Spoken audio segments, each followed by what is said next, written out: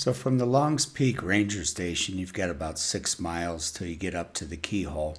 The first 2.5 are going to be below tree line, and since you started at 2 a.m., this is what the trail looks like for a while.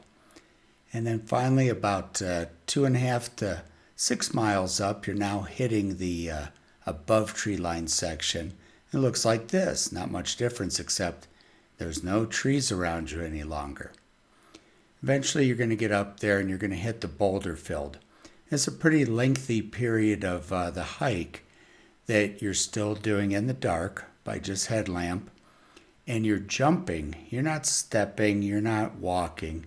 You're jumping from boulder to boulder in the pitch black with your headlamp. Now, I filmed this not with a GoPro strapped to my head. No, I had the headlamp there. What was in my hands is my infamous iPhone 7 Plus. So yeah, this is me jumping from boulder to boulder in the middle of the night with a headlamp. And let me tell you, so these boulders are anywhere from a football size to size of a car. And even the big ones will jiggle and move when you jump sometimes. And you may have anywhere from a 2-foot drop between boulders to 6, 8, 10, 12-foot drop. And the trick is not to fall between them because you'll be looking at a snapped femur, dislocated kneecap, or a busted ankle. This, by the way, is what the boulder field looks like in the daylight. And here in a second, you'll see a fella pop up just to give you a little perspective. As far as your eye can see, the tan, that was the boulder field. We're going to stop for a second and just enjoy the sunrise that morning.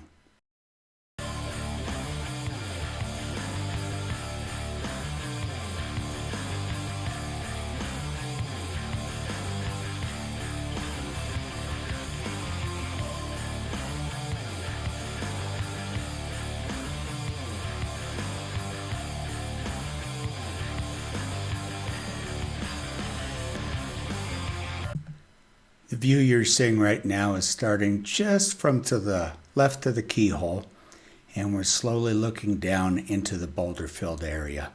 And you'll see a little daylight here in a minute so you can get a perspective.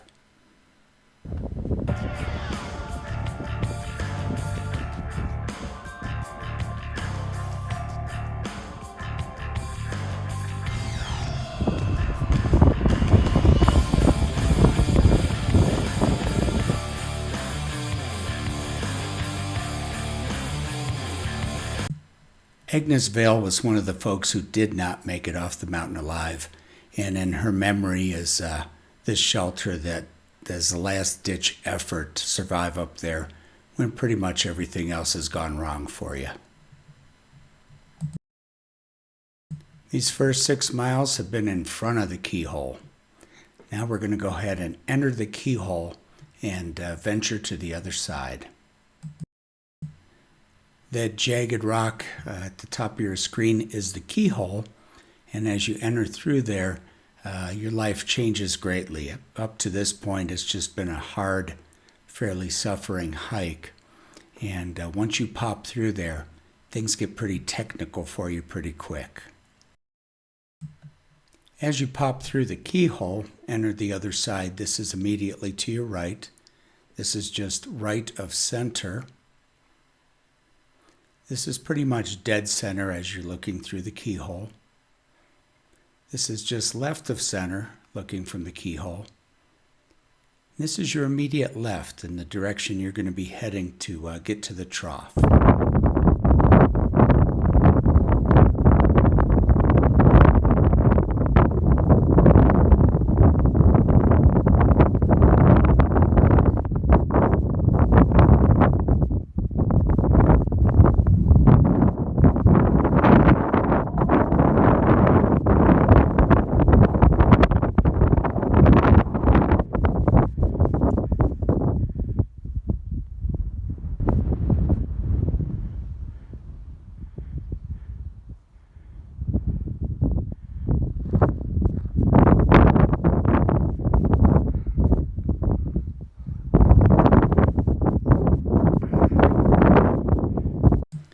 This rock is where your trail begins on the ledges portion of Longs Peak.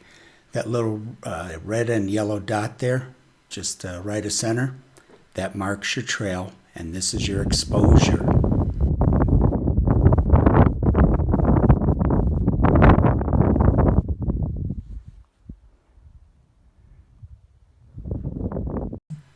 The next few shots are just various views of the Ledges Trail as I was going along, working my way toward the trough.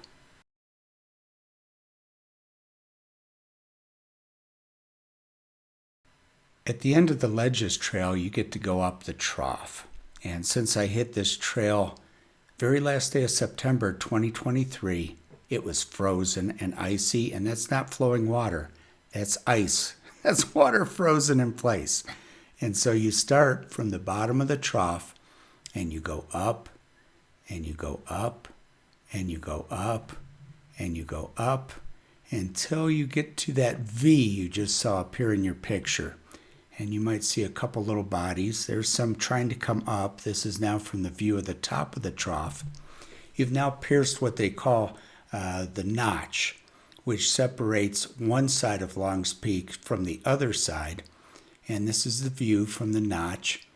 And as we rotate around, you're about to see the beginning of the Narrows portion of the trail. See that dot, that target? That is the beginning of your trail. Your trail now, the Narrows, are going straight out from you. And this is another view of the trail.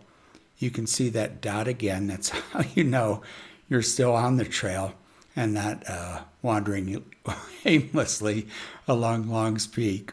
But you can see the Narrows are quite aptly named, and you have a substantial drop. One side you've got pure granite. The other side looks like this, and this is your drop.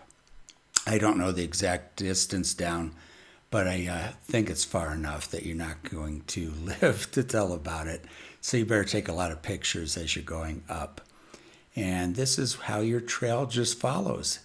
That is the Narrows, or at least a portion of it. There's a guy popping up right now. Gives you a pretty good perspective what this section's like. You follow this until you get to what's called the home stretch. The home stretch is straight up. You see that crevice, that tiny crack? That's what you're going to follow. And we're going to go ahead and pan around, and I'll give you a little bit of a perspective of what that really looks like. We got a fellow relaxing before he decides to go up this thing. But that right there, straight up, is where you're heading on this trail. Yep, you're going right up there. You can almost see, I don't know if that's a headway up there or a rock at this point. I can't tell you.